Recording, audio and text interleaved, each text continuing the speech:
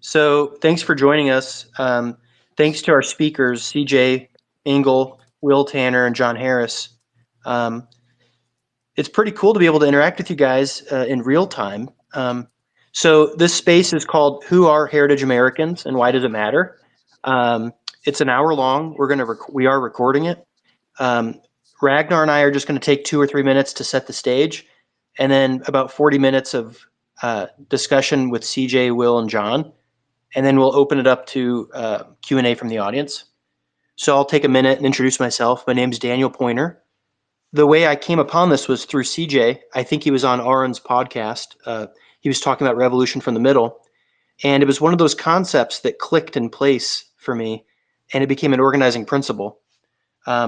Personally, I was adopted, and I never really quite fit in. When I found my biological family, a lot of things made sense. And I've been on a quest to do genealogy research and strengthen my own confidence and identity, and in turn, my children.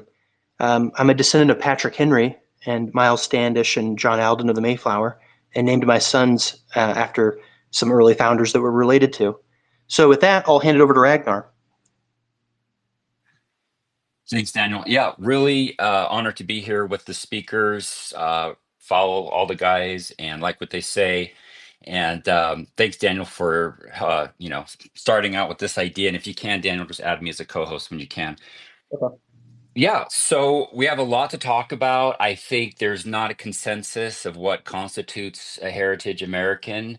So I think we'll get to that, but I think we'll start out with, just defining what is a heritage American. So to do that, before we do that, let's have each speaker introduce themselves. I'm just going to go in the order that I see on my screen. So CJ, why don't you start off, give us your brief bio introduction, then John, then Will, and then after you just kind of introduce yourselves, then we'll circle back and then just, I guess, keep that same order. Then CJ, you could start with your definition of a heritage American. I don't know if you're the first to come up with that phrase or just were early using it, but do it that way. How does that sound? Yeah, that's good. I mean, so yes, I'm CJ, and I'm a lifelong Californian, and I've been there for many generations, and so like all of us, I've been grappling with that eternal question of who are we. So like a lot of what I do to make money for my family is basically offline. I'm not a professional poster, but I do grapple with these types of questions that are related to the big scary word identity. Who are we? Where did we come from? And what are the implications of that for some of the crises of our time? So basically, I'm known for the podcasts that I do with Andrew Isker, Contramundum, and for being on Twitter. And, I've written here and there for various publications like American Reformer, Chronicles Magazine, American Conservative, places like that. But yeah, this is probably the topic that I am most interested in. And I think it's a very messy topic that needs to be dealt with judiciously.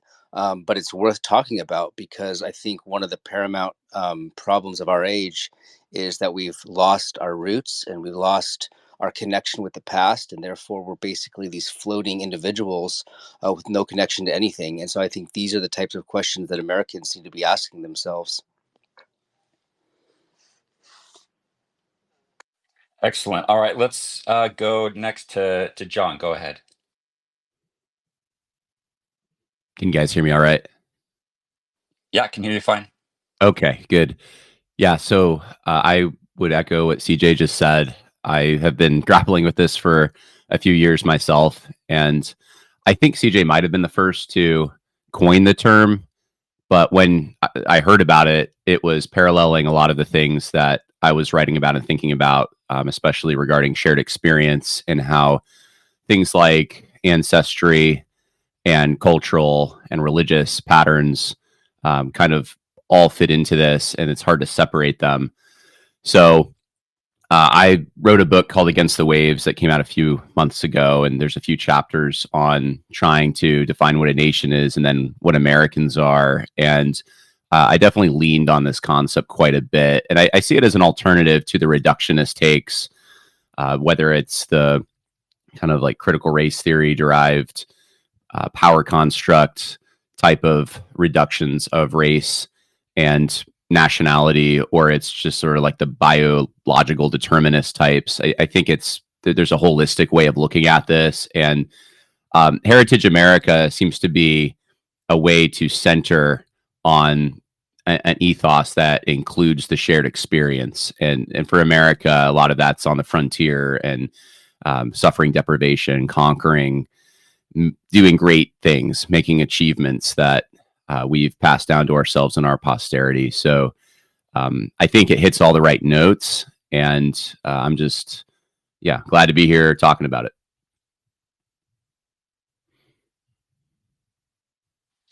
All right, great. Okay, now Will, go ahead. Give us your intro, bio, and just intro to the topic. Alrighty. I'm Will Tanner. I mainly write about colonial history and that sort of thing. People probably know me for talking about Rhodesia, though I'm also, of course, an American and very interested in American history. Someone mentioned earlier being a Mayflower descendant. I'm a descendant of William Bradford, and I'm also in the Society of Cincinnati because of that, which is fun. So being a heritage American is something that I find quite interesting. And to set the stage for why it's important, I think because it's the heritage Americans who built America, it's very much their mindset and the culture that led to them being here and being what they were that defines what America was and what America is supposed to be. And so if we look at why things aren't working or why things might not be why we think or what we think they should be, I think getting to the matter of who the heritage Americans were and why they designed the system the way they did and what they were aiming to achieve is very important, and is probably the way we start fixing some of these things. So yeah, I find it to be a very interesting and critical topic. Excellent. Thanks, Will. So real quick, I'll introduce myself and my version. So I'm Ragnar Lifthrasir, a former Bitcoin entrepreneur. And Will, we might be relatives because Bradford was also my direct ancestor.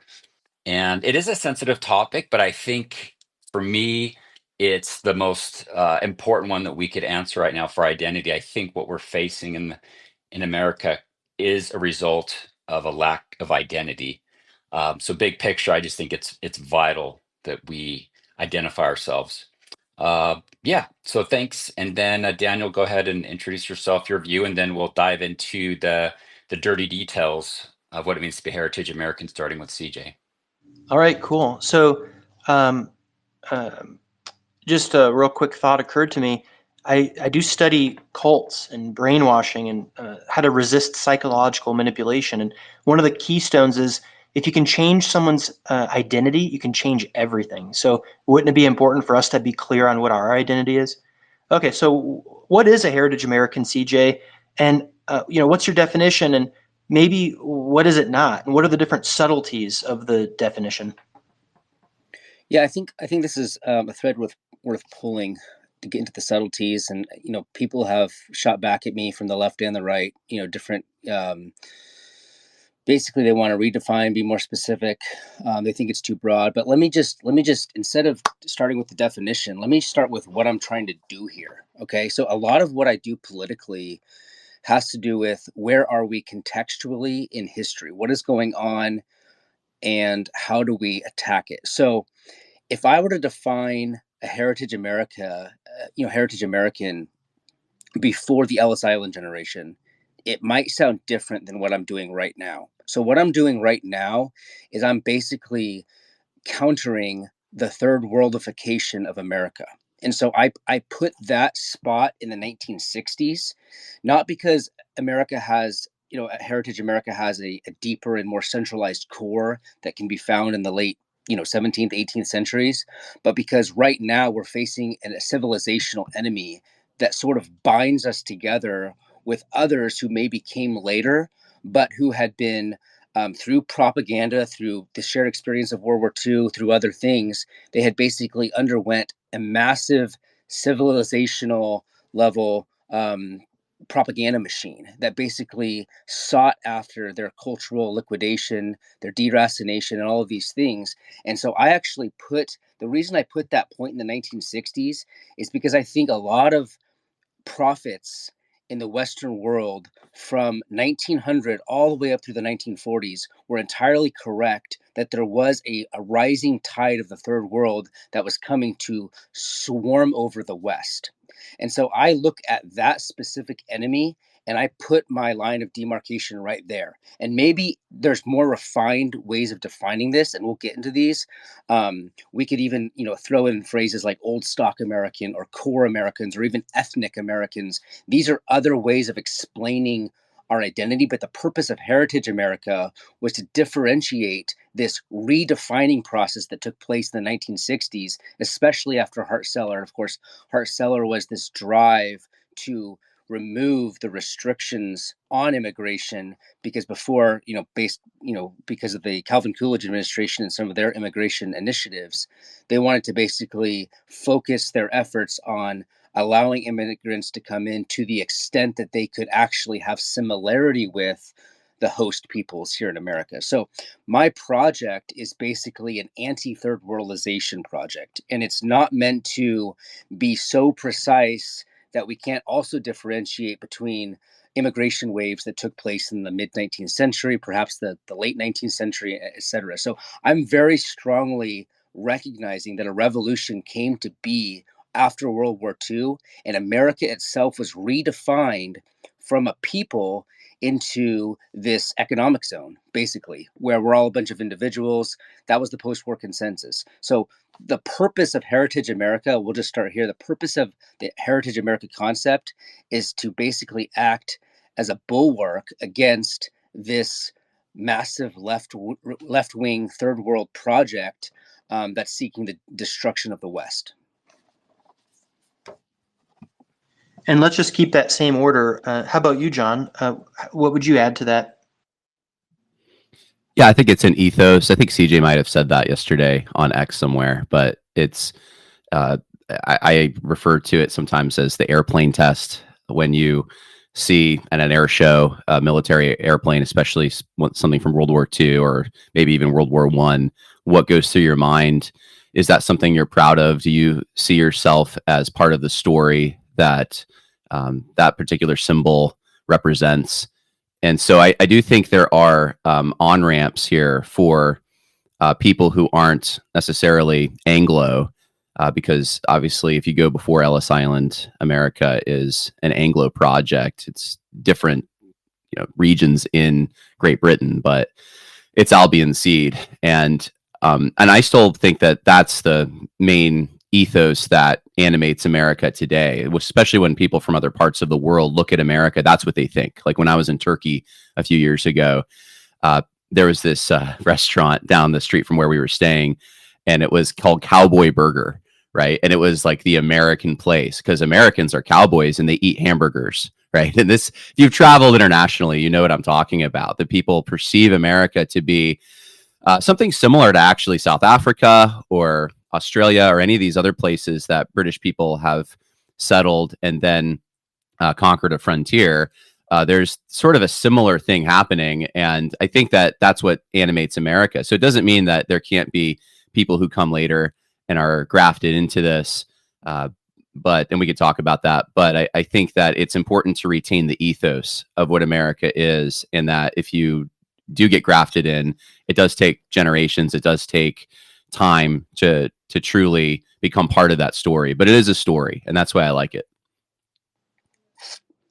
Yeah, let me just clarify too. Like just right there in the introduction, I was explaining the purpose of the phrase, which was to address a specific revolution, the cultural revolution. But I didn't really define the term. I wanted to get that out of the way first. Is that like it's serving a political function. So much of my concept of definitions themselves are actually very political in nature. I think that all of our the way that we address things like rights, norms and habits, cultural standards, all of those things are socially situated. I'm not a universalist in almost any way, except for some, concepts of morality, but for basically, like when it comes to sociology, I'm very much a particular. So this phrase is actually serving a specific political function right now. Now, the definition I actually just describe as America, in its general ethos before World War II. I mean, that's a very late stage definition of heritage America. So I'm evoking things like Norman Rockwell. I'm evoking things like even like the post Teddy Roosevelt. Our concept um, of like conquering the entire continent. A lot of those things weren't part of the conception of America in the early 19th century, for instance. So when I say heritage America, I'm specifically distinguishing between like third worldism and America as it was before the revolution in the 1960s. And I think that's the best definition. And then, one of the things that, John and I might have a little bit of disagreement on is I actually really do want to emphasize the fact that the people themselves, the flesh and blood people, are such a core part of this that it makes no sense to leave out the ethnic aspects of it. I'm not a individualist, and so I don't look at every person and get any DNA sample and make a decision about whether he's a heritage American or not. But I do think that there's a correlation that's so tied up with our biological inheritance, because if posterity is a biological reference, that the people themselves are part of that. The definition of heritage America has to do, especially in its ethos and its spirit, the metaphysical level, has to do with the people themselves, the flesh of blood, to whom you were born and where you were born and raised. I mean, that's the blood side of things and the soil side of things. And that doesn't mean it's this absolutist. It's not even like so. So one of my most important posts I would say on this differentiates between the views of I hope I'm saying this right, like Renan, who was a French theorist of nationalism, and he differentiated his view as this metaphysical concept that had ethnic correlations, but it was slightly distinct from what might be called the German view of ethnic essentialism. And so on that little debate, I think it's very fascinating. And I agree with Renan, and other people that agreed with Renan would include people like Carl Schmitt, Oswald Spengler, Ernst Jünger, other people like that. So there are some like Germans on the dissident or far right that would agree with this definition of things.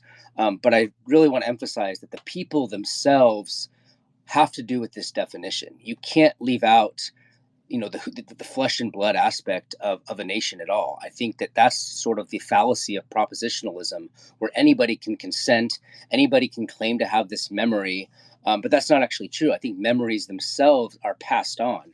And so while it's possible for individuals to have a certain sort of respect for a nation, I don't think that should be emphasized. I don't think that's the core essence of what it means to have a national ethos. And so I think the people themselves are very important. And so therefore there is ethnic correlation. And if you do bring in tens of thousands of Haitians or, Nigerians or Afghanistans, like all of these different people, they cannot become an American because their memory is so tied up in their own past that it makes no sense for them to partake in the metaphysical America. All right. Why don't we go to Will next, and then after Will, John, I'll let you. Why don't you go and kind of do that? So, Will, go ahead. Alrighty, I think I disagree a little bit with the other two guys. When I see or use the term heritage American, I think that very much refers to people who didn't have to assimilate. Um, so primarily the Anglos discussed in Albion Seed. There were others here at the founding too. The Dutch in New York are an example. And we're very much part of that culture. But I think it leaves out a lot to say that it's just people who were here before World War II, and that those were different groups that came later. For example, the German 48ers who came and fought in Lincoln's armies, had they been here for the founding, had that egalitarian, anti-hierarchical mindset been here for the founding, it would have been a very different thing that probably would have much more closely paralleled the French Revolution. And the Virginians and New Yorkers certainly, and probably even the New Englanders, would have wanted very little to do with that. It wouldn't have been an American Revolution. The same is largely true of the various Ellis Island groups. We had to pass the 24 Immigration Act because they were throwing too many bombs, because they were communists and anarchists and socialists. It's very much not an American ideology, and the sort of thing it created wasn't American and wasn't America. So I think if you're looking at Heritage America, you're looking at the founding groups. Now, that doesn't mean someone couldn't marry an immigrant later or whatever. It's not like the peerage where it has to be purely blue blood. But I think it is important. It's those groups. It's the people. To be a Heritage American is to be descendants of those who never had to assimilate because they were always Americans. And it's important because it's a very unique culture. It's one, where you're comfortable with the Virginia gentry, and you're as comfortable with raiding an Indian village as you are with that, and you understand the necessity of doing so. It's something forged by the frontier, but also our Anglo-Saxon and Anglo-Norman traditions, which is very different than what America developed to be later. And I think certainly a different country with certain precepts and certain visions of the future and what could and should be achieved. So it was Heritage America that, largely made it to the moon or did these things we think of after World War II. And as it died out, those things stopped as well, because they're not as much the ethos of the anarchist bomb throwers or the similar groups. And of course, Hart Celler has been a disaster from that perspective. But anyway, for Heritage American, I think you very much have to go back to the beginning and look at who was here and what they created and why they did it, which is that they were, they were Englishmen and they were building that on the frontier. And so there was a host of pressures that led to what exactly formed and why it formed the way they did. And I think the people who did that are important. I'll jump in here real quick. I think I lean on towards Will on this one, and I'm glad you brought up kind of that cultural distinction. So I wrote a Substack essay, and I called the founding Americans the pioneer priest. I see Heritage Americans as filling this archetype that is very specific. You talked about, man on the moon, and to me that distinguishes also a time period. So I define Heritage Americans as, the Protestant English speaking Northwestern Europeans, starting from Jamestown through about the 1870s.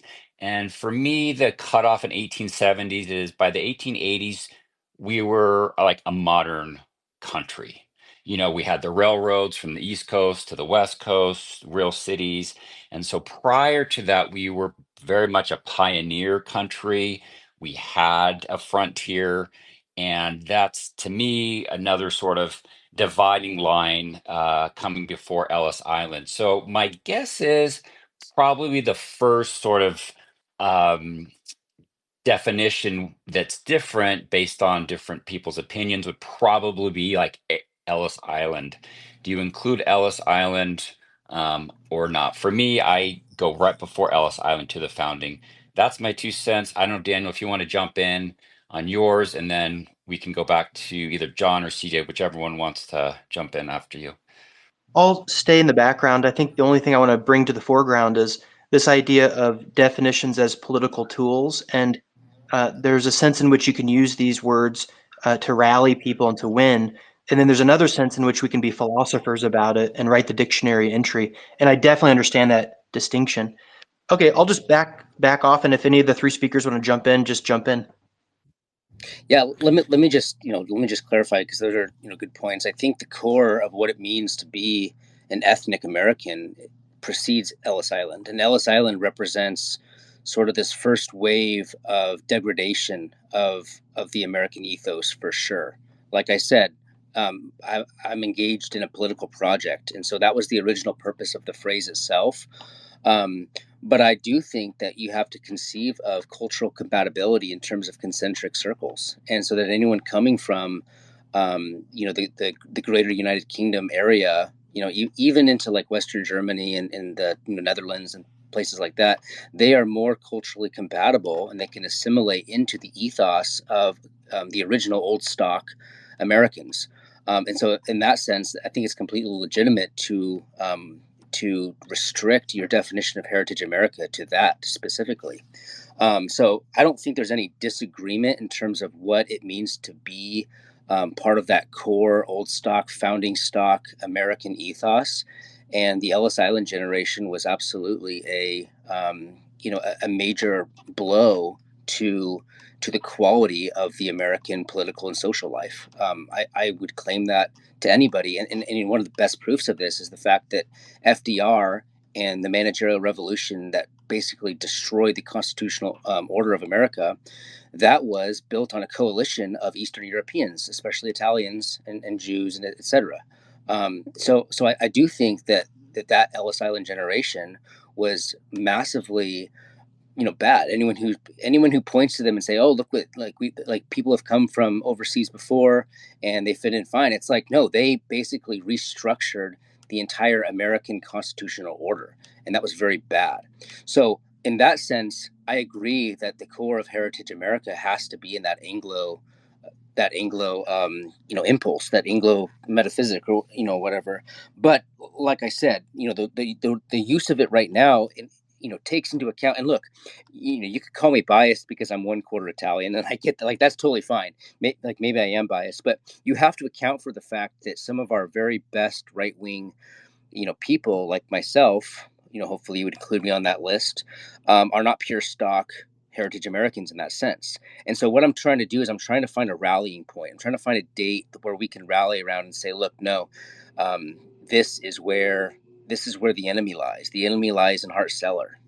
The enemy lies in the Civil Rights Act. The enemy lies in this, obsession with multiculturalism and the rising tide of the third world. This is where our political fight needs to happen. Ellis Island, undermined the constitutional order, and in that sense, completely restructured Heritage America. But for the political purposes, I'm sticking to a broader sense of that phrase. If I could chime in, I think the reason distinguishing from Ellis Island matters, even in uses of the term, is that yes, many of the Italians or Greeks or whomever that arrived did assimilate into being Americans, which is good, and they're recognized as Americans. But at least to me, Heritage American, when it's used, indicates something different, like Tony Soprano or James Gandolfini, it might be an American, and I would say certainly is, but is he a heritage American? That would be absurd, at least I think. And the reason I would say it matters is that if you're trying to advocate for like a positive vision, if you want something to happen other than saying that Hart-Celler is bad, which it certainly was, I think there has to be a basis on which you're lying or standing when you say that. And if it's just the America that resulted from Ellis Island, that's a very different thing. And it's I don't see it being the basis of a positive vision in the same way that returning to the ideals or the vision of the founding or the founding generation and the people who built it. It could be because it's so different. Like the mafia isn't a heritage American organization. Yeah, it is. The term. Well, but the thing is, this is actually more consistent with a like an imperium model. Like, given the fact that we're facing sort of a civilizational crisis, there's sort of an imperium, like a trans-European aspect to what I'm trying to get at here. So if I could just jump in real quick, I think this is a good discourse to go back and forth on. But I think I do agree more with Will on this as far as the, and I'm not even sure exactly if Will and CJ completely disagree here, but it is ourselves and our posterity. It is the people who came and settled and made America what it is. Anyone who's come since then has to integrate into their story. When you're reading a book, if all the characters are dead and they're not the main characters by halfway through the book, is it even the same book you're reading? It's not. You can add characters. There can be characters who become part of the story later on, but there has to be a cast of characters that carry through this whole thing. And for America's story, that's Anglo people from Great Britain primarily, with a few smaller, and it really is smaller populations sprinkled in.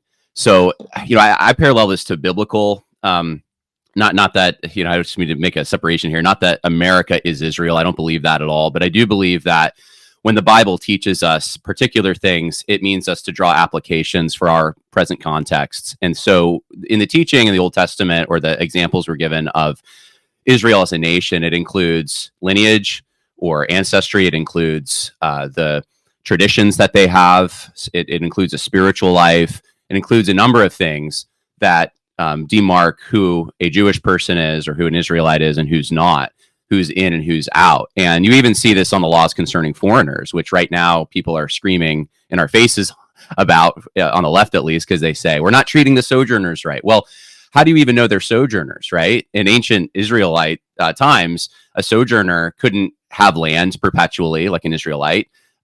Israelites couldn't be enslaved perpetually. A sojourner couldn't be part of the ruling class. A sojourner couldn't be taking part in the religious ceremonies to the same extent a native Israeli could. There were all kinds of separations that went between these two people. But obviously there were paths of integration as well. And we see the example of Rahab and Ruth. You see Doeg the Edomite, who is part of Saul's guard. That's not a positive example, but there are places in which, at a very small scale, these people can integrate, and especially as they marry into the Israelite people, their descendants become part of that story. And I think the main problem we have is that scale has been broken. It was broken a long time ago. 1/4 to 1/3 of the armies that conquered the South were foreign-born people. They weren't even from here. This happened long before Ellis Island, but Ellis Island, of course, is an egregious example of what happened. But we're downstream from that. So now, what do? We're an empire, which means I think this is broader than a nation. As Americans, themselves, and we already had 4 British folkways here, so there was already a broadness to it that some of the founders were nervous about, but it's even broader now. And I think when we're looking at it from that perspective, that this is an empire and that there are, in a federal system, places where people can be different, we have to come back to what's the thing that holds us all together. And obviously, British common law is part of this. Christianity is part of this. We have certain traditions like 4th of July. We have a cuisine. I guess hamburgers is part of that. With a certain dress that Americans are attracted to. I mean, we have musical styles other places don't. And these things don't happen in a vacuum. These things have all come about because of British peoples and their interactions with other peoples, including slave populations that were here very early on, and Native American populations. That's contributed to some of the richness of our music and cuisine and that kind of thing. So it's a story, but I think that's how I conceive of it. It's like the biblical account of the Israelites. It's the same cast of characters. It's the seed of Abraham. It's Albion's seed in our story.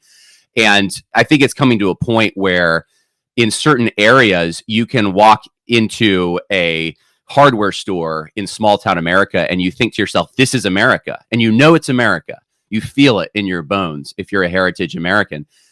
Or someone who just respects heritage America and wants that ethos. And you walk into other parts of the country and you feel like you're in another nation. And America is only existing in certain areas in this country. And I think that's what we're grappling with. And that's why I think, as CJ said, this is true, that we have this third worldization happening. But I think it's also it's a test to find out how much of America, how much of this region that we call America is still culturally actually American, respects the founding ways and that kind of thing. And that's why I think it's a necessary separation, and it has to be a positive vision, that this is Yankee Doodle Dandy. This is Norman Rockwell. This is all the things that foreigners associate with America, that our parents would have associated with America. That's what we're talking about. Well, but John, so first of all, let me just say this. I don't think we disagree, except for on the polemical use of the phrase. That's how I would summarize what's going on here. You know me, I totally agree that the core of the American ethos and its heritage is British in character. Like I'm a Russell Crowe guy. But I do think that like Norman Rockwell, 1950s, even so, like some of us, I'll just put myself out there. Like, I think that America's entry into World War II is disastrous. Nevertheless, when I see World War II bombers, when I see the uniforms, I still have that sense of pride and patriotism. But that's all post Ellis Island. Like, that's all the result. And I still love that. I still love the 1940s. I still love the Great Depression and the struggles that my, Okie, side of the family kind of came from that to California. But that's all post Ellis Island. So I'm not going to restrict my nationalist fervor to pre 1900. So I think what's going on here is there may be a slight difference in the polemical use of the phrase, but I think we're basically in agreement of what the core old stock American and America was. Yeah, I would separate like Norman Rockwell Americana from Heritage America. I just think they're somewhat different things. Like if the image of Americana is that one of Van Braun standing in front of the Apollo rocket engines, is saying, could certain people ever conceive of this? The Heritage America one is Thomas Jefferson standing in front of Monticello saying, could the newcomers ever conceive of this? And the answer was no. So I just think they're somewhat different things, and separation of the terms avoids some of that confusion, because the Anglo culture comes to mind with Heritage America in the way that, the 50s was very much America and it's Americana, but it is separate for the reasons you noted, at least to me. Yeah, I think that's entirely fair. I mean, like, I have no qualm with people restricting, the phrase Heritage America to that, because, I do, and I think I've always admitted that is the core. That's what America was. And that's at its very center, that's the center of gravity of what it means to have an America, is that, the phrase Heritage American, as you're, more specifically using it. I think that's entirely fair. But like, just to emphasize again, I have been using it in a way that does incorporate Americana against the rise of the Third World Revolution, and that's kind of how I've polemically used it online, is sort of a pre-1960s defense mechanism. But I'm here to gladly admit that British Anglo-American core is really at the centerfold of its mean of our meaning of what it is to be a nation. I'd like to just ask Will really quick. I mean, I don't know if you guys have been to the Norman Rockwell Museum or to Stockbridge, Massachusetts. I mean, if I have any problem with Norman Rockwell, he's too Yankee. So, I mean, it is what he saw in Stockbridge that he painted. And if you've been to Stockbridge even today, it's as Anglo as all get out. I mean, he's painting Heritage America, from my estimation. So I'd be curious to hear from Will why that ethos that Norman Rockwell captured isn't Heritage America exactly. Oh, so I haven't been to Stockbridge. We did have a book with most like prints of most of his paintings that I enjoyed flipping through when I was younger. It wouldn't be for me anything in like specifically that he depicted. It's the like the vibe of the era. I would say it's just it's somewhat different. The men aren't in morning dress nor tails. They're in like suits or overalls. It's just it's like marginally different in vibe, in a way that like Heritage America, it's like were they wearing tricorn hats and frock coats, that would be out of date, but it's very much grasps an era. Norman Rockwell grasps an era that was very much America, but not quite Heritage American in the same sense. That kind of died with World War I or World War II. But it wasn't foreigners who did that to Stockbridge, Massachusetts, right? I mean, I'm trying to understand why you're making a distinction here. I think the era had changed enough because of the assimilation of the Ellis Islanders. John, I'm actually surprised that you would consider that Norman Rockwell era to be Heritage America, because under Will's definition, which again I think is legitimate, then obviously Norman Rockwell is a World War II era, American Empire aesthetic. Well, I'm saying that I think Heritage America still exists, which is, I thought, the assumption we all have here. Like, the whole point of saying I'm Heritage American is I'm downstream from the headwaters. So Norman Rockwell is part of that stream, even though it's sequentially after Ellis Island. It's still part of the ethos that I don't know. I think carried on before Ellis Island ever existed. So that's why I don't see it maybe as time. I'm not clear on the debate exactly, like why we're drawing lines sequentially like this when it's a story that is continued. I think there was a hard break in the story, and what comes after is very different. There's a pictorial example of this. It's a picture, like a painting that Logan Hall tweets a bunch, where it shows a guy in a frock or a like frock coat and tricorn with a musket, someone like kind of in the middle after that, shortly after the revolution, and then a guy in morning dress with a top hat, and he's walking. And then the fourth one is a kid in like jean shorts, a white t-shirt, and a red cap. And they're all very much Americans. That's indisputable. But there is a hard break after the third one where the kid in the ball cap is very different in terms of vibe than what came before. And I think that difference, even if the kid is heritage American ethnically, is an important one because it reflects a serious social change in America, much more towards the culture of relative egalitarianism and that came with Ellis Island. It's just a somewhat different thing. So I think this is the key question, though, for Will, maybe CJ too, is what was it then that changed that vibe from Heritage America to whatever came next? Was it intrinsic to Heritage Americans themselves? So is it people who were part of the descendants of the founding generation who just decided to kamikaze themselves and become egalitarian, and so they're no longer Heritage Americans? Or is it foreign influence, or both? I think it's a mix of things. I think if you look at what happened, so for one, there's Ellis Island and everyone coming with it, which just brought some social changes, particularly in terms of political control. That's okay, and was, I think, held off socially and aesthetically and just in terms of like people for a while.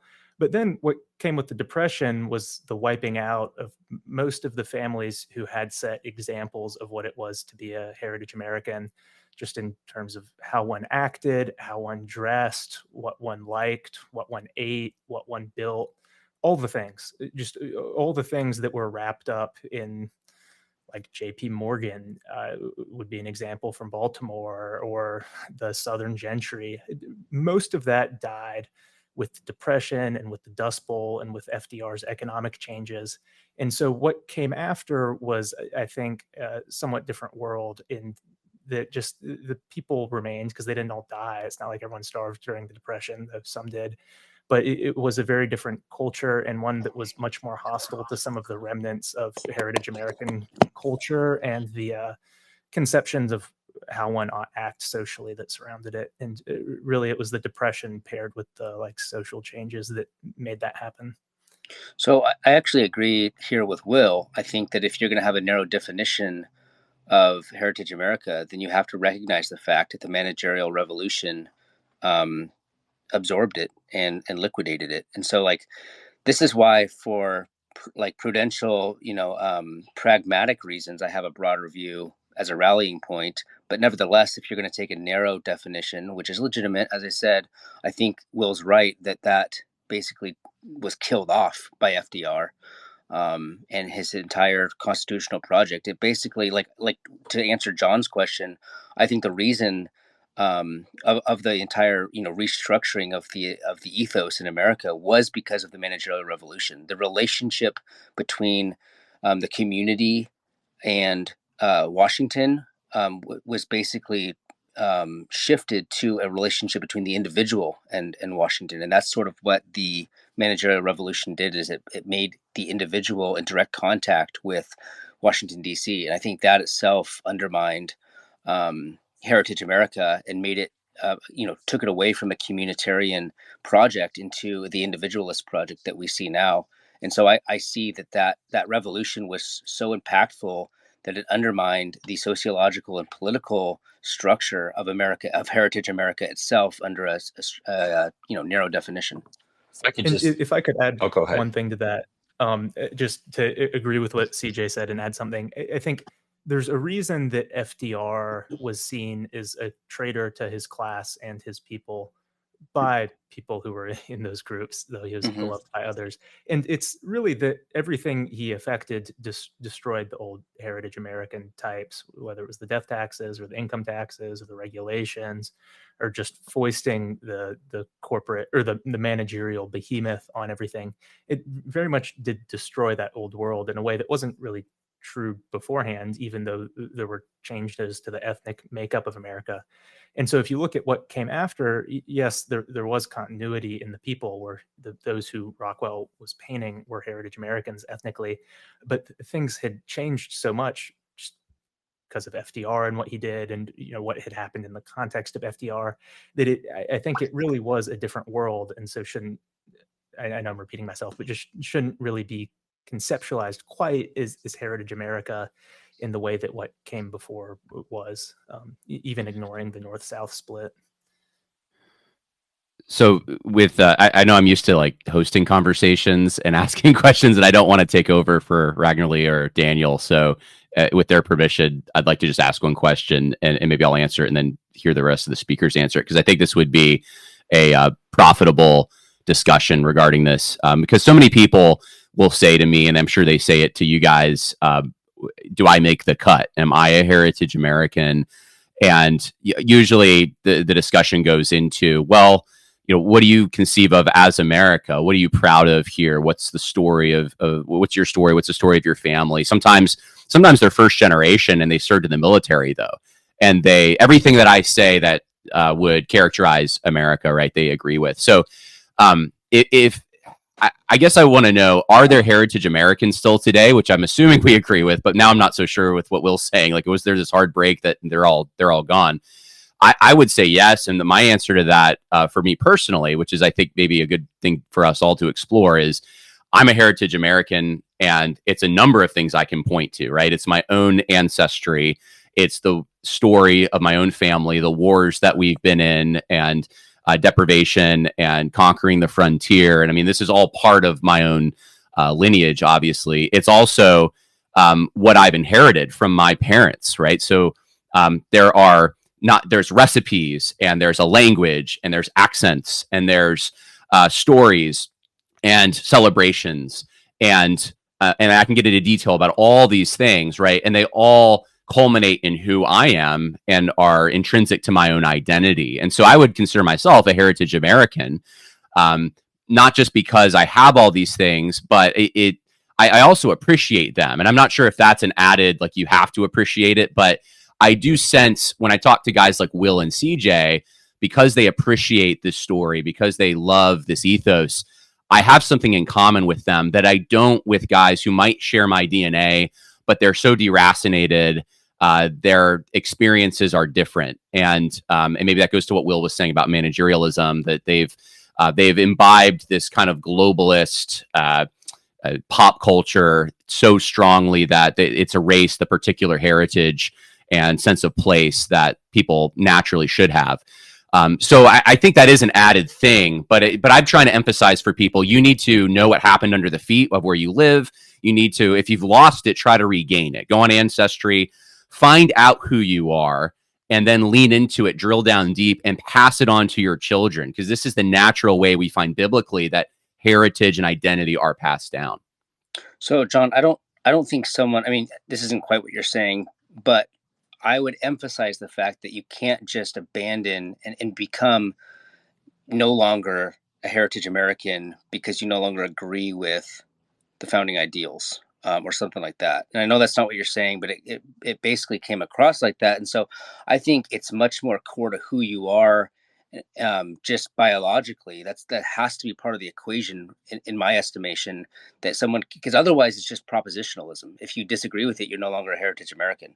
So I would emphasize the fact that there's an like I said in my original post on this, I said those who are ethnoculturally tied to the ethos and spirit. That means that someone can't just come here and love the stories of Johnny Appleseed in World War I and decide to become an American. And on the other hand, a descendant of the Mayflower can just not be an American anymore because they've been radicalized at college.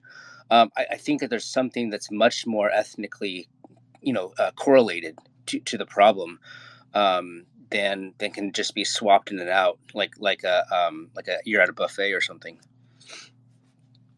Yeah, I mean, I would agree with that. I don't think you can do that at all. Just to clarify, so like the children of Israel in captivity, they lost their law, their covenant. They didn't have a sense of it, and then when they regain it, though, there is a fulfillment there. And I suppose I'm drawing a similar parallel. It's people who this is their birthright. When they realize it's their birthright, there's something truly fulfilling about that. Yeah, I would agree with CJ or both of y'all. It's not like we really disagree, but so the distinction I was making with Rockwell is that what he depicts are heritage Americans, but not necessarily a heritage American culture.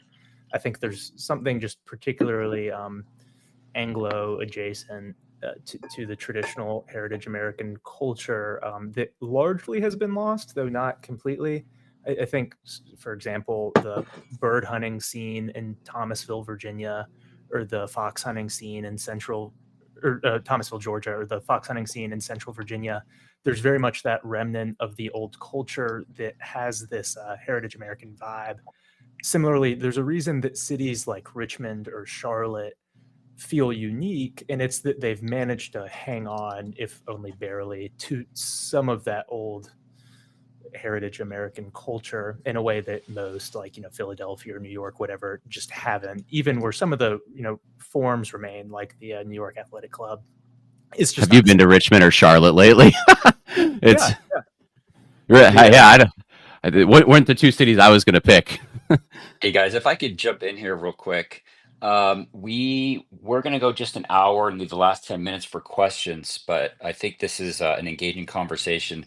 Do you guys have a hard stop in 10 minutes, or are you willing or able to go a little longer? I'm all good. I I can go a little. I can go a I little go a little longer. longer. Okay, great. I'll just add that I can't remember who brought it up. It was a great question. Are there still heritage Americans today? I think we all agree that there are. Um, for me, besides my ancestry, I think it's also my paradigm of priest, pioneer priest, that archetype of pioneer priest. I think if you've got some genetic connection and you appreciate, being a pioneer priest in some way, pioneer, I think is pretty obvious. Priest being you have some sort of Christian orientation or at least Providence orientation. And so that's to me what distinguishes it is that sense. But I want to shift just a little bit here because it's a big topic, and someone brought up inheritance. That if we are heritage Americans, there's an inheritance of what we've received. So my question to you guys and to Daniel as well is, what did we inherit, and do we have like a special duty or even burden to the nation more so than someone who maybe isn't sort of old stock but still very very patriotic, is an exceptional American? So the question is, very quickly, what do we inherit, and do we have a special responsibility or duty because of that? I think we, first of all, I do think that cultural duties are actually probably a better way to think of man's relationship to his society than rights. And so I would say that yes, we do have duties, and it's an extension of our duties to honor our parents. The nation is part of our family, and so the duties are there. Yes. What did we inherit? We inherited, a variety of norms, of social norms. We inherited. This actually goes very deep. We inherited memory. We've actually received, cultural collective. This is going to offend the libertarians, but like we received collective memories and stories and folklore that define who we are. We very much participate in an ethos or a metaphysic. Renan, who I mentioned before, actually defines the nation with a mystical quality or a spiritual quality. So we inherit all of those memories, the stories. We inherit heroes. We inherit law. We inherit ways of doing things. We inherit like habits and aesthetic. We inherit like painting ideals, like aesthetic ideals. We inherit language. So the things that we inherit are so core to what we do on a daily basis, that it's actually something that we can't live without our inheritance. Even the fact that on a normal, day-to-day basis, the things that we do, the way that we interact with others, even interacting with people that we've never met before, the handshakes, the charity that we extend to others, all of these are part of our inheritance. And so inheritance is actually a much bigger aspect of who we are than our rational, logical thought processes. It's more important than our businesses. It's more important than the ways that we earn a living.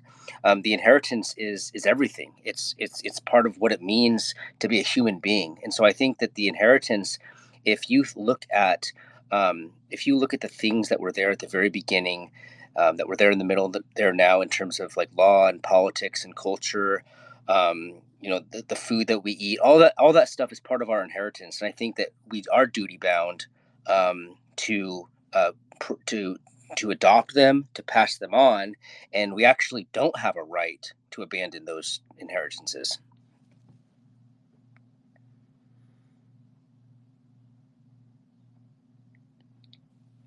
Great answer. John or Will, do you want to tackle what we inherited, and do we have a special duty or responsibility, maybe compared to some other Americans?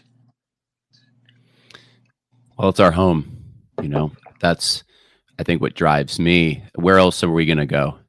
This is the place of my ancestors. This is where we've been cultivated over the course of centuries. And so it belongs to me. It belongs to my children, right? It's ourselves and our posterity. And we decide and we manage what happens to this place, just like we would with an actual tangible ancestral home that belongs to the family. There's something special about it. There is something spiritual about it. When you go to the place where your ancestors came into this country, right? For me, I have Jamestown and Plymouth Rock, but going and standing at Plymouth Rock, and I'm a direct descendant of Priscilla Mullins and it was John Alden. But looking at the place they stepped off, there's something about it that resonates, and so this is a place that I want to preserve for future generations. I think that's a huge part of what it means to be, I suppose, a heritage American, and to parallel it with a biblical concept. I mean, the idea that it was the covenant that God made with Israel didn't end with one generation. That was part of their cultural inheritance, and that was part of what included monuments and festivals and demarcation of time itself. And so when those things were lost, it was like being in the wilderness and not knowing who you are. It was like someone suffering from amnesia. And I think that's how I look at America today. Is there's a lot of people who are descended from founding stock, and they have amnesia. And I see my responsibility, especially with my children, but to whatever platform I have beyond them, to try to help people out of that amnesia. Remember who you are. That's why I do some of the documentaries I do and the writings I do and everything else, is to help people remember and get out of this stupor.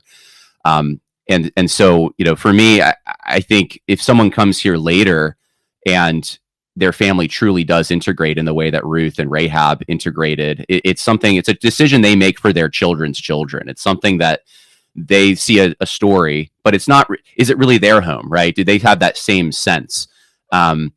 First generation people generally don't, and they have to be grafted into the story, and that can only happen on a certain scale. And so that's part of the reason I'm so against the immigration that we have, legal and illegal. And I think we made some mistakes in the past, but we're downstream from those things. And so the idea of Heritage America is an attempt to recenter the people who actually made this place what it is, who contributed to its identity, and then to restore that identity with the people who are here now.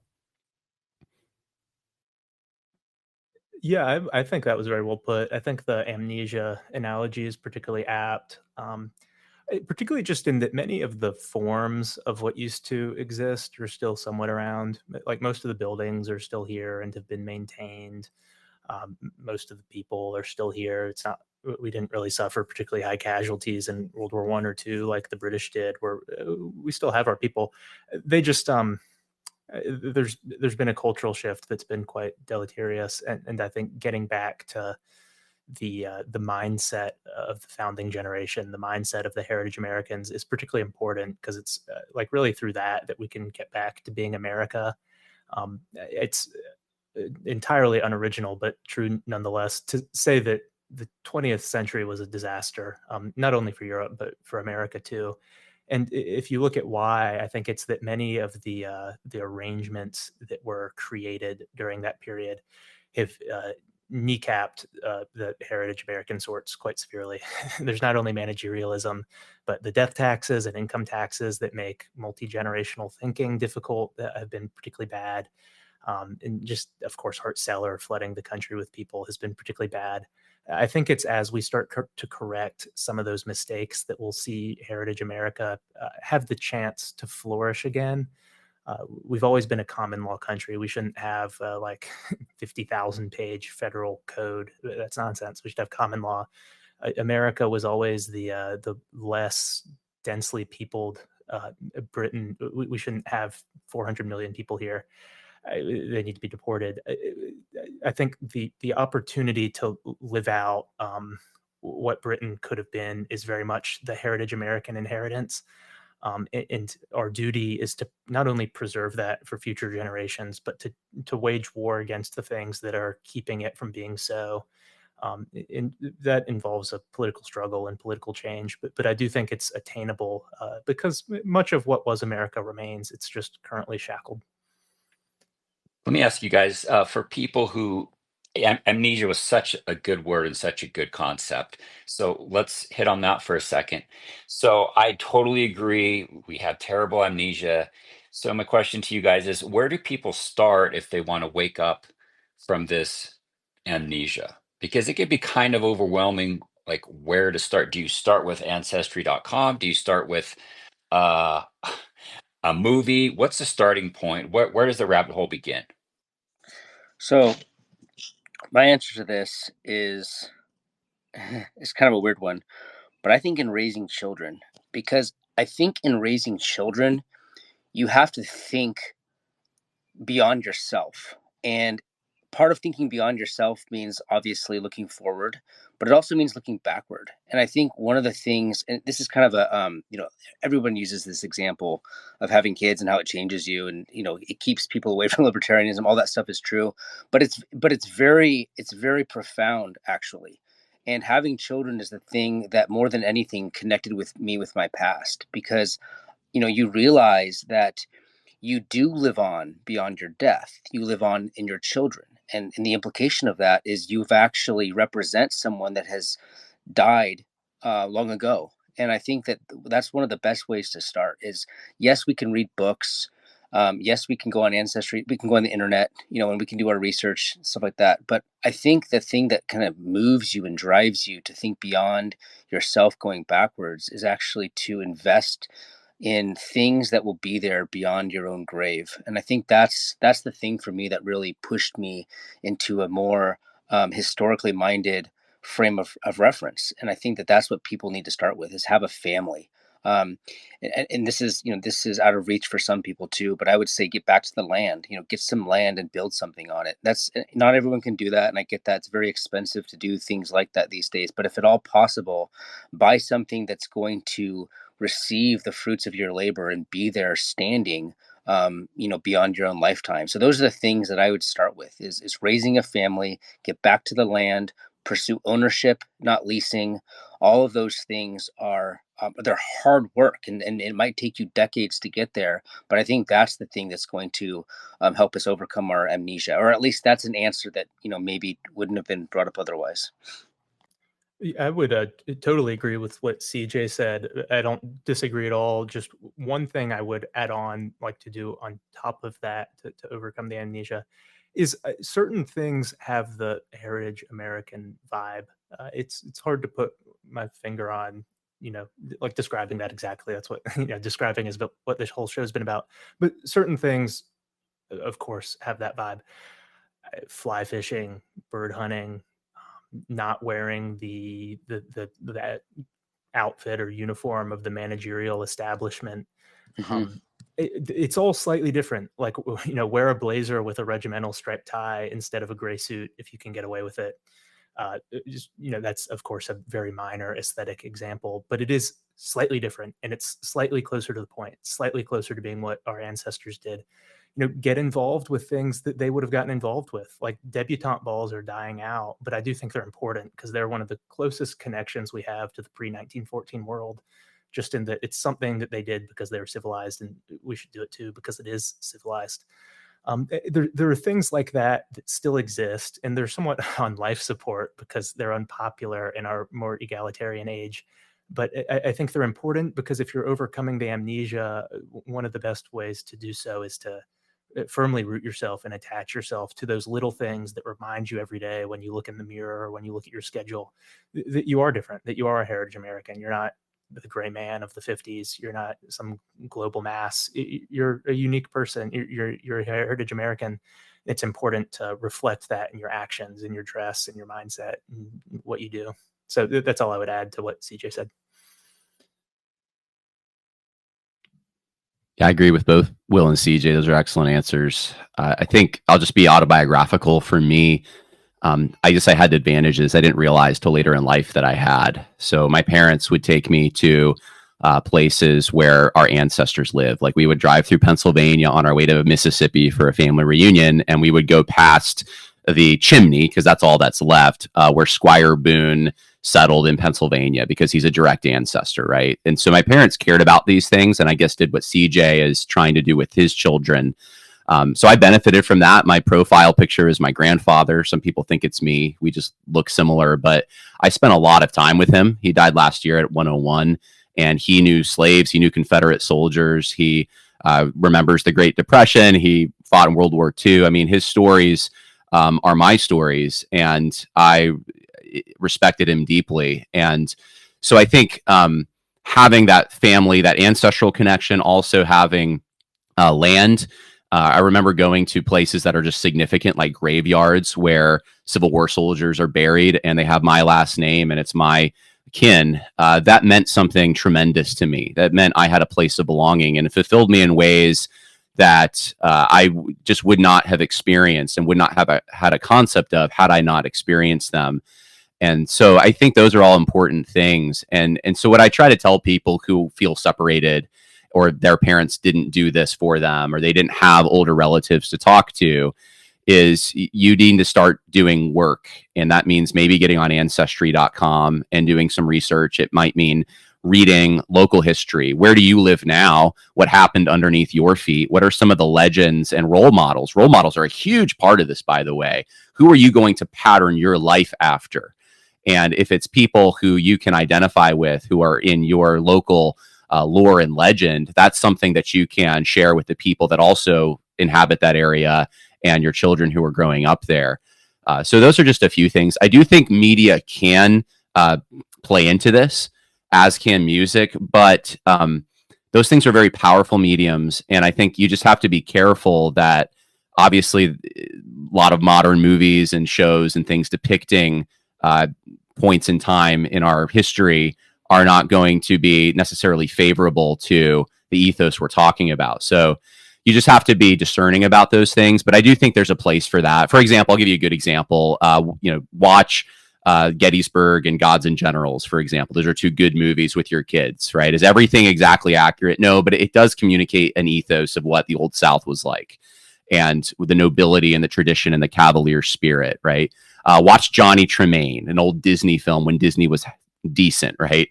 For me, being from California originally, there's a lot of Disney things that I can recognize the bad, but there's also some good. And that's part of our story too. Disney has become part of it, right? So anyway, I wasn't planning on doing a plug for Disney at the end here, but I just think that frontier, that pioneer spirit lives on in different mediums, and we can tap back into it.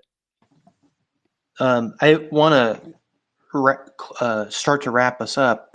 We're going to leave this open for another 20 minutes. If anybody needs to jump, that's cool. I want to say thank you for everyone to have this conversation.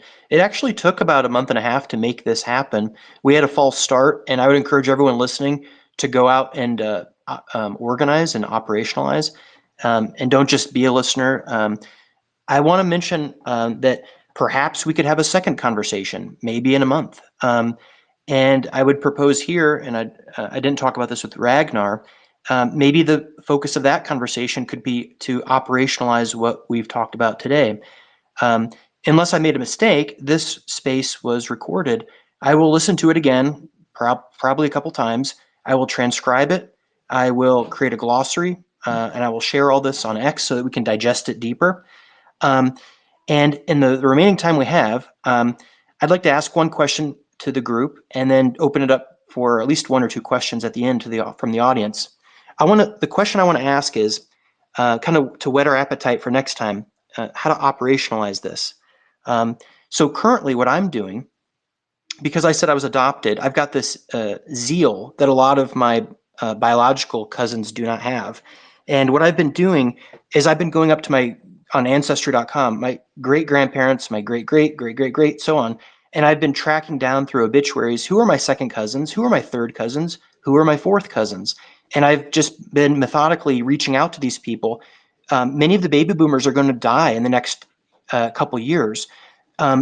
They have been so excited that I reached out to them. These are second cousins. We feel connected. It's amazing. And they've actually mailed me family heirlooms, precious family heirlooms. For example, today I'm going to get 15 pounds of silver from someone from the 1800s, family silverware that nobody wanted. These baby boomers are dying, and so my own little piece is I'm trying to track down second and third cousins. I'm trying to let them know that I'm going to be the point, the hub, where I'm going to collect these family heirlooms. I'm going to create an estate, a physical place where we can all get together. And so my question to the group here is, if we were going to talk about how do you operationalize this, what do you think about this idea of reaching out to second, third cousins, building your own tiny little nonprofits maybe? How do we actually do something based on what we've talked about today? I think that's a pretty cool idea. I mean, I probably speak for a lot of people when I say that, like, I'm just thinking about my extended cousins and, the extent to which they would not be interested in that. And that's just such a tragic, reality that, like, it's hard to mobilize, your extended family to care about something beyond their own immediate consumption. It's actually like a major, cultural disgrace that we've gotten to that point. If you can do that, and I have a couple family members that might be interested in stuff like that, but that's such a great thing to do. I mean, just connect in any way that you know how, preserve something, some sort of residue from the past. I think is a great way to carry this on, going forward. I also think that, like, our generation is much more historically minded than our parents and the baby boomers were. I've talked to my own parents about this, but I think so many of us, when we're witnessing sort of the precipice of the end of, any remnant or residue of old heritage America, we are witnessing it and we are realizing it. And I don't think our parents' generation, I mean, so there's some exceptions, but I don't think in a large part they actually do care. And so I think it's up to us to do stuff, to invest in our children, to reclaim, to gather items, physical material things that actually contain the spirit of people that lived before. I think that's a very important thing to do. I would also invest in, one of the ideas that I had was, I actually shared this at a conference last year, is set up opportunities for your father to do something with your grandson, like build something. So, like, my idea was, I have property. I don't have a lot of time because I'm trying to, keep my family afloat. I'm the one that, earns the money and all that. But my dad has more time and my son has more time. And so having them get together to build a shed for me, I benefit because I get the shed. My grandfather can impart wisdom and skills on my grandson. And right there, we've taken 3 generations of benefit and done something like that. So I would say, spend much more time with your children if you have them, and your own parents. I mean, that's a huge, cultural continuity, project right there. So I would do little things like that. But yeah, you have to be the one to take initiative, because most people really don't care. So, gathering material things, forcing opportunities for your parents to spend time with your children is another huge one. And I would also, I would get into family lore we've in my house, we've been really into folklore. John mentioned the fact that sometimes, the folklore isn't entirely factually accurate. I actually think that the myths are more important than the facts, in terms of like keeping the spirit of the past alive. The myths are everything, the facts, whatever, who cares exactly how many troops were there at a given day, during a given battle. I mean, the myth itself is really where, the heritage lies. The heritage lies in myth, not facts. And so I would emphasize that as well. As you need to be myth maxing. You need to be emphasizing folklore, family folklore, but also national folklore, and aesthetics matter. All those things matter much more than reading textbooks. All those things. Yeah, I think that's great. One suggestion maybe for questions, would y'all want to see if people wanted to post them as comments on the space rather than ask them, so you could sort through the best couple? Yeah, great idea. To ask? Yeah, great idea. Yeah, sorry to make a suggestion on a space that's not mine. Just I've seen that work better before. I would add on to CJ. I think that's all fabulous advice. And John was talking about searching out your ancestry earlier. I would even say, it's not really that many new organizations that are needed. It's always good when great things pop up, but there are things that already exist that are great ways to connect with your history. The Mayflower Society, the Daughters of the American Revolution, the Society of Colonial Wars, Society of Cincinnati, Sons of Confederate Veterans. I assume there's one like that for Union soldiers. All that stuff exists, and there's a lot of people who really want younger people to be involved, and you won't agree with them on everything because we're all products of our generations.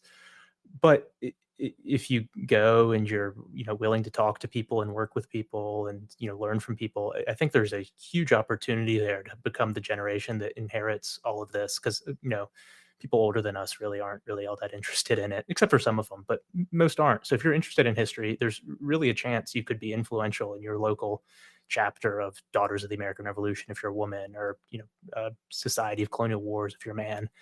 It's there, it exists, you can be it. The same is true of clubs in your city. Most aren't really all that expensive to join, and they're looking for younger people. You have the chance to change these things and do so in a proactive way that's instead of just being terminally online, is pro-social.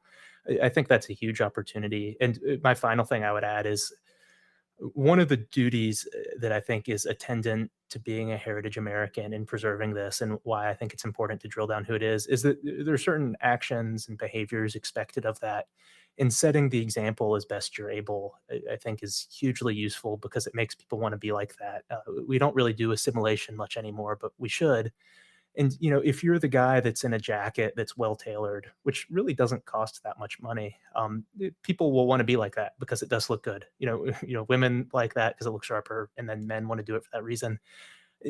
That's just one minor example. I always go to aesthetics, but it matters. And knowing how to dress, knowing how to do it well, people want to be like that. And so if you're well built, if you're well dressed, people will care more, and it's an opportunity. All these things are small. They're just opportunities. They're not things that can be seized immediately, and it requires work. But I do think it's important to be involved in these little ways and to set the standard in these little ways, because I think it's really success will iterate upon that if you're consistent about it, and there's no one else really doing it. So it's a great opportunity. A hearty amen to what both CJ and Will said. I think it's great to be involved with voluntary associations. It's also good to get free silver and free sheds if you can do it. That's a pretty good bonus there. But I think that for me, as I was thinking about what Will was saying, I was in Boy Scouts, right? You can't really do that now. You'd have to do trail life, but find a trail life, right? I was in veterans groups. My dad got all the history magazines, and it was just kind of surrounding me, so I didn't have to think about it much. We had patriotic parades that went down the street near my house. We would be the kids that would go thank the veteran at the diner on really whatever day. It didn't matter what day. So these are things that are subconscious that I don't really, they're second nature. I don't think about them, but I think cultivating those things, and a hearty amen to what CJ said about myths too. I totally agree. I was more just warning about Hollywood can put distortions into film and cartoons and things that are intended to strip down heroes of our past. So just be careful of that. But But yeah, like George Washington and the cherry tree, or Johnny Appleseed and his travels through upstate New York. Or in my family, we have particular legends that go back. Who knows if they happened or didn't? They probably did, but they've been retold so many times that it's now like a joke with a punchline that I've heard a million times because I've been listening to old people sit on porches tell the same stories. Those are important, and I'll remember those, and I'll pass some of those down to my kids. So I think it's just being aware of where you are, taking responsibility, and tapping down into the things that God did give you, because there is a providential element to all of this, right? It's not just what we can do in our own strength. It's what God's given us, and He's put us where He wants us for the time that we're in, and He expects us to be good stewards. And I think it's really no more complicated than that. Love it so much. I've been very much looking forward to this conversation, and I'm on cloud nine. I hope this is just the beginning of a lot of cool second order activities. If you're in the audience and you want to ask a question or make a point, just go to the original tweet that this space is in and add your ideas there. And then Will, CJ, John, Ragnar, if you could monitor that and pick whatever ones you want to respond to. That's it. Like I said, it says recorded. I'm going to listen to it, transcribe it, write a glossary, post up on X, and perhaps we can do part 2 in a month. So go ahead and share your questions in the tweet thread. Yeah, and I want to say that movie Gods and Generals, I haven't seen it, and I looked it up. The professional movie reviewers gave it 8% on Rotten Tomatoes. So 8%, single digits. I think that shows it's a great movie when the critics hate it. So my question for you guys, as we're waiting for any audience questions or comments, is what to you is the myth that has most impacted you? I mean, there's a long list, but is there one myth in particular, number one, or you get the opportunity to answer number two, either or. Do you have a specific ancestor that you can point to that you think, wow, I connect with this person, or I want to follow that person's path? So, myth or ancestor? Yeah, my answer is actually hilarious because in terms of like when we talk about like constitutional restructuring, one of the worst presidents was Teddy Roosevelt. However, like there's something in the present state of like the decline of American greatness that makes me appreciate the conservation efforts of Teddy Roosevelt. And I say this as a Californian, right? Like he made it all the way to the West. He hiked Yosemite. And so when it comes to like the stories of Roosevelt and sort of that strenuous man, the adventurer, the person who kind of disregards, HR ladies warning about safety, I really have been compelled to appreciate that ethos. Yeah, it's actually really funny because I think Teddy Roosevelt like represents sort of the beginning stages of what culminated in FDR's managerial revolution. Nevertheless, there's something great and distinctly American about that, and so I would say that's something that really appeals to me is the idea of America as a nation that not only is people, but it's also a place that has just massive, magnificent structures of beauty that remind us who we are. And these things actually do belong to us, heritage Americans, as a collectivity, and that we ought to prize them and cherish them beyond the individual, political decisions of Roosevelt. I think that that's something recently that I'm struck by was just the grandness, the ability for him to vision great things for a great people.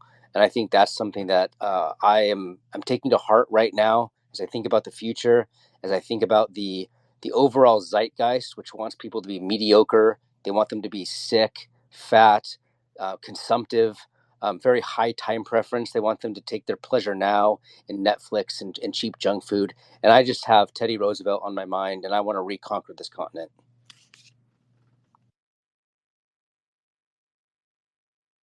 I can hop in. For me, it'd be my father's grandfather on his mom's side. So my great grandfather, who was born in Manhattan, was in the Navy, but it was it's through him that I'm in the Society of Cincinnati, and his grandmother was in Astor's New York 400, and I of course didn't inherit the resources that made that happen, unfortunately. But it's something my grandma would always talk about, and my dad would talk about, and it's just a connection to history that I very much enjoyed, because it's something that just exists and happened to happen, but ties me to it, and I find it very interesting, and just enjoy it. As to a myth, I think the stories of duty as and like excellence, as exemplified by both George Washington and Robert E. Lee, are really what tie me to it.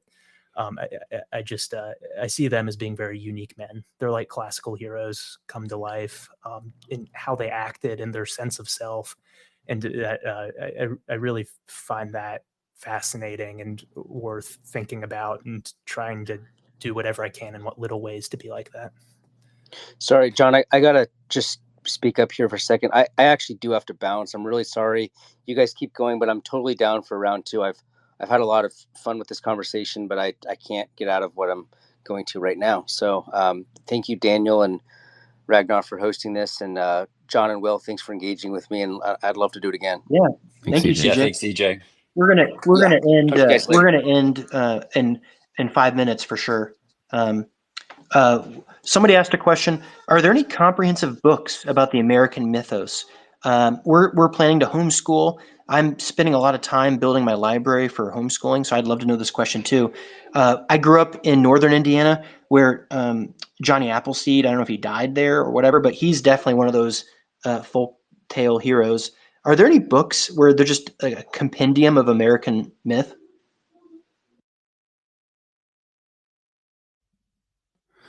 That's a good question. I've actually had a number of people ask me for like comprehensive American history textbooks. And usually what I say is anything pre, let's say 1980 is going to be pretty good if you're looking for something for your children. I know I was homeschooled, so we use like the typical Abeka, Bob Jones history books. Bob Jones seemed to be better, but I don't know what it's like now. I've heard that it's changed. So I'll point people towards Brian McClanahan, who's a historian, McClanahan Academy. He teaches history and has recommendations there. And also, especially if you're in the South, and I understand the person asking the question isn't, but the Abbeville Institute has a number of recommended resources as well that are pretty good. Other than that, I think that if you go to your local bookstore or just like a I don't know if there's a shop that has local like soaps and things like that. Usually there's a rack of local town histories with pictures, and they tend to be heavy on the pictures, but there'll be paragraphs about this person lived here and this house has this historical significance. I've actually found those to be really, really good, surprisingly. And I think it's because they're written by local people who appreciate the history. I know in every town I've lived in, there's also been a town historian. So you can go to the town hall, find out who the town historian is.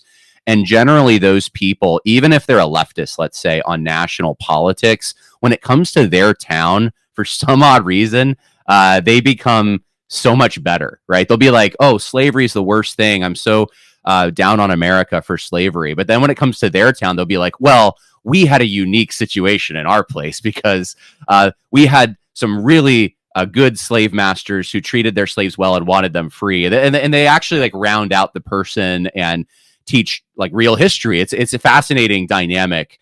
But those are my recommendations. Yeah, McClanahan is fabulous. I used to listen to his show a lot. I've kind of forgotten about it recently, but he's superb, as are his books. One thing I would add is it's not a textbook, but anything written by Douglas Southall Freeman is superb and very much fun history to read. Like if it's for a kid, then his abridged Life of Washington, it's only one volume because it's abridged, and it's really, really good and really fun to read and really shows what America in the era was like, which is something that most books about even Washington don't capture. And Freeman writes it with so much love about Virginia that it's just really unique and very good. The same is true of his biographies of Lee or Lee's lieutenants. It's just unique and fabulous. And then the same would be true of Shelby Foote or other people like that. I think some of those loving popular histories are somewhat better than textbooks because they capture the spirit of it much better. And the spirit, I think, is really what needs to be imparted more than just rote memorization of like battle figures or whatever. Awesome. Well, with that, we're going to end it. If you requested to speak, but we didn't call on you, send me a DM and I'm going to put it into the pot, into the soup, and we will hopefully do this again. And look for my transcription and glossary and resources, etc. I'm going to do a huge summary. I'll do this for my children, but I'll share it for everybody else. Thank you, everybody. Yeah, thanks for being speakers, John and Will, and then CJ had to bounce, but really appreciate your time, insight, and I could tell you guys aren't you. West Coast guys. I could hear the Southern and Eastern history. CJ was a fellow West Coaster, but that's a whole nother topic. Thanks for having me on. Bye, everybody. Appreciate it. It's fun. Bye now.